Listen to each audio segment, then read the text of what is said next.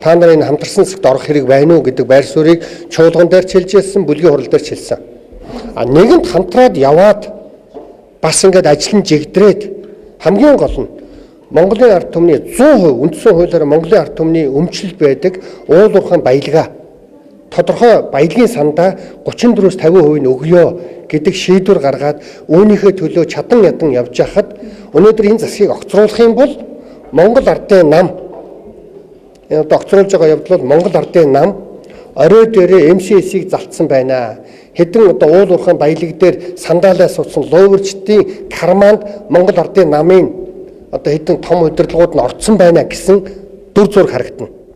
Тийм биш л юм бол та нар тэр хамтрахгүй хэн гарах орох тэр бол миний нэг сонирхдаг сэдв биш. Хамгийн гол нь хамтарсан засгийн үед эхлүүлсэн баялагын сангийн тухай хууль буюу би 21 аймгаар энэ хамтарсан засгийн газрын энэ баялагын сангийн хуулийг хэрэгжүүлэхийг дэмжиж явлаа шүү дээ. Дэмжиж явсан.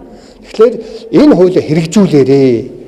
Өөрөөр хэлбэл энэ ухаан удгийн эзэдүүдийн карманд Монгол ардын намын баг хурал орцсон ороогүй гэдгээ нотлоорой. Ороогүй юм бол баялагын сангийн хуулийг яаралтай хэрэгжүүл энэ 34-50% нь Монголын ард түмэнд өг. Цаана энэ ухаан удгийн 66% тэр мафийн толгойлогч нарын мэдлэлд байгаа шүү очин штэ. Ер нь мафи гэж юу юм бэ гэвэл улс төрчид гэмт хэрэгтнүүд хоёр нийлхийг мафи гэж байгаа шүү. Өнөөдөр Монголын ард түмний 100% үндсэн хуулиараа өмчлөлт байдаг уул уурхайн баялагаас ард түмэн ажлын байртай болгомоор орлоготой болмоор цэцэрлэг сургуулаа бүрэн барьмаар байна, үйлдвэртэй болмоор байна. Энэ миний 20 жилийн 20 гаруй жилийн хөдөлмөрийн байнгын ярьдаг зүйл маань энэ. Тэгэхээр 27 оны ерөнхийлөгчийн сонгуулийг өгсөн бас энэ засгийн газрын хамтлагийг цааш үргэлжлүүлэхгүй байх шийдвэр нь үндсэн хуулинд өөрчлөлт оруулах замаар ерөнхийлөгчийн сонгуулийг өгсөн ийм агуулга явж явах юм биш үстэй гэдэг байр суурийг бол танаа намын зарим гишүүд хэлж штэ. Тэгэхээр та энэ дээр юу юм байр суурь? Би ч хэлж байгаа шүү. Өнөөдөр Монгол улсын ерөнхийлөгч хөрөлсөх дахиад 6 жил сунахыг хүсэж байгаа тачаадж байна.